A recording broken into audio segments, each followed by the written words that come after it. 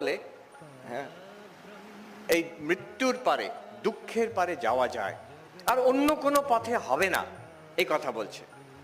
This is promise of spiritual life. ভগবান বুদ্ধ তিনি তো বলেছেন যে আমরা ছোটবেলা থেকে মুখস্থ করে এসেছি 4টে আর্য সত্য। প্রথম আর্য সত্য কি? দুঃখ আছে। আমরা বলি হ্যাঁ জানি বাবা দুঃখ আছে, আমারও অনেক দুঃখ আছে, দুঃখ আছে। কিন্তু দ্বিতীয়, দুঃখের একটা কারণ আছে। কারণটা কি? তৃষ্ণা, ডিজায়ার। আর দুঃখ থেকে নিবারণ, নিবৃত্তি আছে, দুঃখের পারে যাওয়া যায়, সেটার নাম কি? নির্বাণ।